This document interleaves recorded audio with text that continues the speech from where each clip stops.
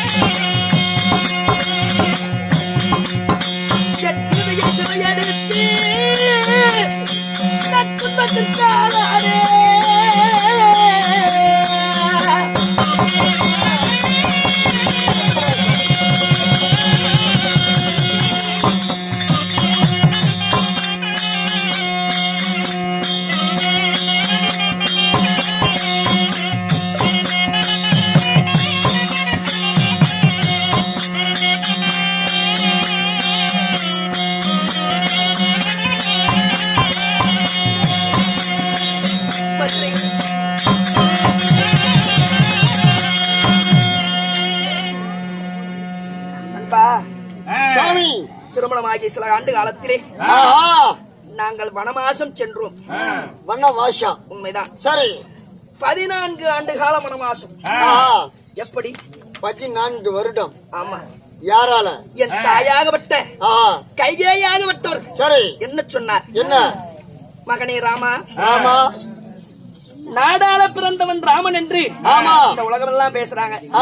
இடிஞ்சா உனக்கு பட்டாபிஷேகம். கண்டிப்பா. அந்த பட்டாபிஷேக தினத்துல இந்த தாய்க்கு ஒரு ஆசை. எப்படி? அம்மா, என் தாய் அல்லவா நீங்கள், நான் என்ன செய்ய வேண்டும் அப்படின்னு கேட்ட போது, என் மகனாகிய ராமனி 14 ஆண்டு காலம் வனவாசம் செல்ல வேண்டும். 14 வருஷம் கானகம் வனவாசம் போகணும். வனவாசம். என் மகனாகிய பரதன் இந்த நாட்டை பட்டம் கட்டி ஆள வேண்டும் என்று சொன்னார். சொன்ன உடனே நான் என்ன சொன்னேன்? என்ன? மற்றவராக இருந்தா மனம் கலங்கி நிற்பார். தாயே, நீங்க சொன்ன வார்த்தை எனக்கு சிரத்திற்கு மேலானவை. இவ்வளவுதானே? இந்த நாட்டுக்காக இந்த ராமநாச இந்த நாடு என்ன, நகரம் என்ன, சொத்து என்ன, சுகம் என்ன, எனக்கு இருக்கிறார் அண்ணன் தம்பி நால்வர். என் தம்பிகளோட என் தாய் தந்தையோட எனக்கு என்ன முக்கியம் அப்படின்னு எங்க அம்மா வார்த்தைக்கு மறுப்பே பேசாம 14 வருஷம் கானகம் சென்றவன் நான். அப்படி கானகத்துக்கு போகும்போது என் தேவியாக சீதை இடத்துல சொல்லும் பொழுது, சுவாமி மன்னவா, இந்த ராமர் இறக்கு விடுவே சீதைக்கு அயோத்தி.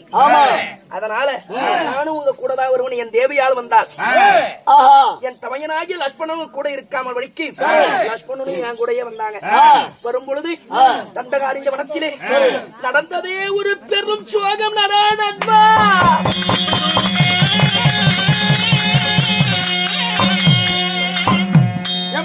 தண்டகாரிஞ்ச வனத்தில் என்ன நடந்தது? என் தேவையாக விட்டவள் சீதை. சுவாமி மன்னவா, அதோ தெரிகிறது, ஓடுகிறது அழகிய மான். இந்த மானை பார்த்த உடனே எனக்கு ஆசையாக இருக்கிறது. மானை பிடித்தார்கள் என்று கேட்டால் யாருடைய மனைவி? ஆமா, சீதையம்மன். ஆமா. அப்படி கேட்ட உடனே நான் பானம் எய்வதாக இருந்தா, தேவி நீ பர்ணகசாலையில் இரு, என் தமையனாகி லட்சுமணன் இங்க இருக்கிறான், பதனமாக இருங்கள், நான் போய் மாயமான பிடித்து வருகிறேன் என்று சொன்னேன். எனக்கும் கை கொடுத்துட்டு யாருக்கு பணம் கொடுக்கறது, யாருக்கு கை கொடுத்துட்டு போறீங்க? அப்படி போகும்போது அந்த இடத்திலே மாயமானாக இருந்தது யார்? உன் மனைவி எனக்கு தான். டேய், அது எனக்கு தான் கை கொடுத்துட்டு போச்சு. தென்னிலங்காதிபதி ராவணனாகப்பட்டவன் தன்னுடைய மாமனாகிய மாரீசனை மாயமானாக ஏகச் செய்தானடா. அப்படி ஏகச் செய்த உடனே இந்த ராமர் பானம் பட்டு மாரீசன் அந்த இடத்தில் மாண்டான். சுவாமி, உங்கள் அம்பு பட்டதில் நான் புண்ணியம் செய்தவன் ஆகிவிட்டேன். உங்க கையால உசுறு போறதுனால நான் சந்தோஷப்படுறேன். ஆனா ராவணனாகப்பட்டவன் இப்படி சொல்லாம இருந்த அவன் என்னை கொண்டிருந்தால் எனக்கு மோட்சம் கிடையாது சுவாமி அப்படின்னு சொல்லி மாரீச உயர் விட்டான். விட்ட உடனே அந்த இடத்திலிருந்து தேடி கொண்டு போனேன். ஆனா அந்த மானாகப்பட்டது எப்படி கூக்குரட்டது? லட்சுமண அபயம் என்ற ஒரு அப்படின்னு சொன்ன உடனே என் தமையனாகி லட்சுமணன் அண்ணனுக்குதான் ஆபத்தோ என்னன்னு நினைச்சுக்கிட்டு என் தம்பியும் வந்துட்டான். ஓ, அண்ணனுக்கே ஒரு ஆபத்து அப்படி என்று உன்னுடைய தம்பி லட்சுமணர் வந்து விட்டான். சரி, அப்படி வரும் தரத்தே என்ன செய்தான் ராவணன்? என்ன? டேய், ராவணனாகப்பட்டவன் என் தேவியாகிய சீதையை அங்கிருக்கும் பர்ணக சாலையோடு மண்ணோடு மணலாக பேச்சு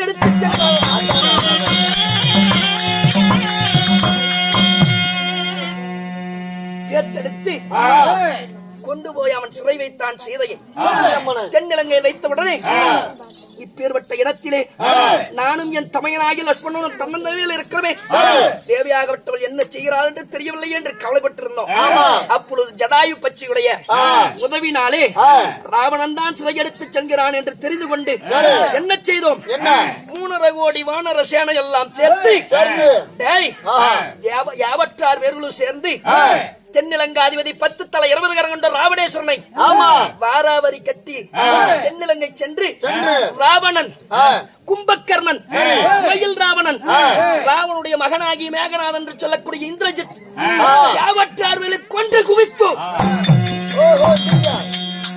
ஒவ்வொரு பானத்திற்கு இந்த ராம பானத்திற்கு பதில் சொல்லாமல் படிக்க யாவரும் மடிந்தார்கள். மடிந்து என் தேவியாகிய சீதையை சிரமிட்டு வந்தேன். மீட்டு வந்து இப்பொழுது எங்கிருக்கிறேன்?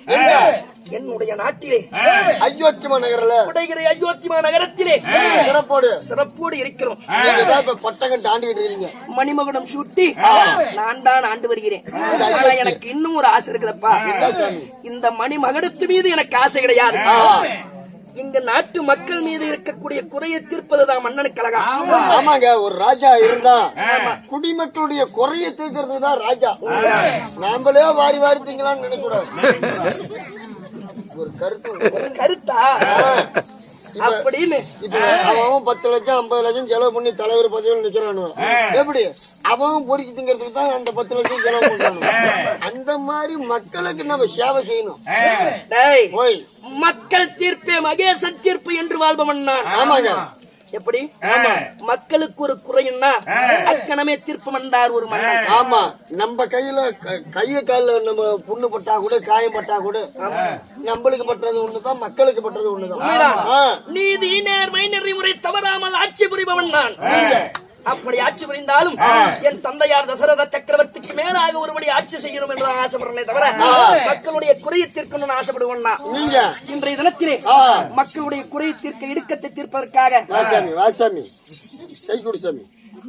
இரு, இந்த காசு யாருக்கு? ஓகே, கை கொடு. நீ ஏன் சொல்லி எல்லாம் வாங்கி வாங்கி எல்லாம் கொடுக்குறான்னு இவனுக்கே கொடுத்து விட்ட மாதிரி ஏன் குழந்தை பார்த்து விட்டாங்க. என்ன எடுத்துக்கிறா? இப்படித்தான் சொல்லி நினைக்கிறோம். அப்புறம் காலையில சம்பளத்துல குடிச்சுக்கிறீங்க. அன்னைக்கு 500 ரூபா ஒருத்தன் கொடுத்துட்டு போனோம்.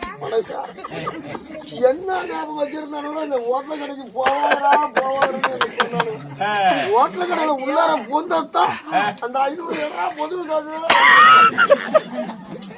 அன்னைக்கே சோறு திங்கிறது மனசோராக போச்சு.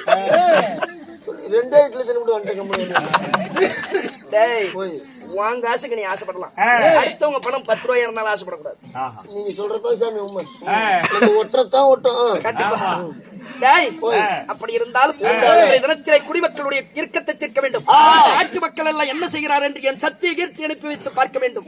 அதுக்கு முன்னாடி என் தேவியால் என் பாசத்திற்குரியவள், என் அன்பிற்குரியவள் சீதை, ஜனகனின் மகள் ஜானகி இந்த புறத்திலே இருக்கிறார். மன்னனாகிய ராமர் சுவாமி வந்தார் என்று சொல்லி என் தேவியாகி சீதை அழைத்து வா, சென்று வா.